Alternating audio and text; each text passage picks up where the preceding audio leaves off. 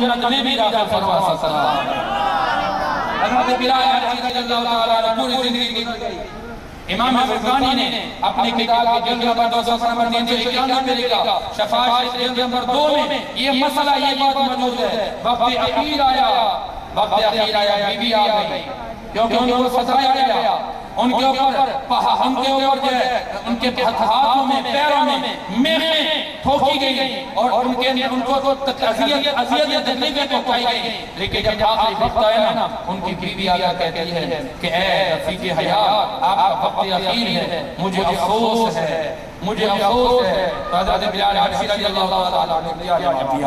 اللہ الانبیاء پاک علیہ السلام کے غلام مستانہ توجہ فرماؤ، اللہ العالمین کے پیارے حبیب کے غلام حضرت بلال حبشی رضی اللہ تعالیٰ عنہ کا وقت اخیر آ گیا۔ آپ کی کیا جواب کہتی ہیں؟ اے بلال، آپ کا آخری وقت آ گیا ہے، کیا بنے گا؟ اللہ اکبر۔ حضرت بلال حبشی نے جواب دیا، بڑا تاریخی جواب ہے۔ آپ فرماتے ہیں کہ میری رفیق حیات، پریشان ہونے کی بات نہیں ہے، غمگین ہونے کی کوئی بات نہیں ہے، ڈرنے اور گھبرانے کی کوئی بات نہیں ہے۔ حضرت بلال حبشی فرماتے ہیں کہ اے میری رفیق حیات، میں نے جسے اپنا محبوب بنایا ہے، مجھے گھبرانے کی ضرورت نہیں ہے، بلکہ ادھر سے میری روح قبض ہوگی، یہیں پر میری جان بعد میں نکلے گی، اللہ محمد کا دیدار مجھے پہلے عطا فرما دے گا۔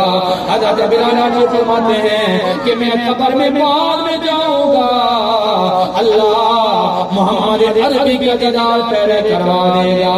یہ حضرت بلال حبشی فرماتے ہیں کہ جب میدان محشر لگایا جائے گا، مجھے بلایا جائے گا،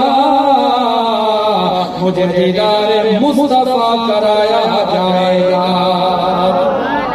یہی بلال حبشی رضی اللہ تعالیٰ عنہ میرے آقا معراج کے رات جب گئے نا، جنت دکھائی گئی، حضور نے دیکھا کہ جنت کے اندر قدموں کی آہٹ کی آواز آ رہی ہے، ٹھک ٹھک کی آواز آ رہی ہے۔ حضور نے فرمایا جبریل، اس جنت کے اندر تو میں پہلے آیا ہوں، یہ قدموں کی آہٹ کیسی، یہ آواز کسی بھی آ رہی ہے؟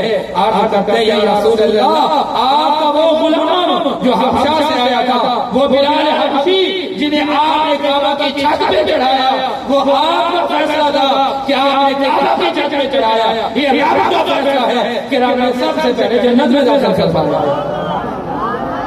میرے نبی نے انہیں دنیا کے اندر یہ فیصلہ دکھایا، لوگوں کو بتایا کہ یہ مصطفیٰ کی غلامی کے نتیجے ہوا کرتے ہیں، انہیں کعبہ کی چھت پہ چڑھایا گیا۔ اب اللہ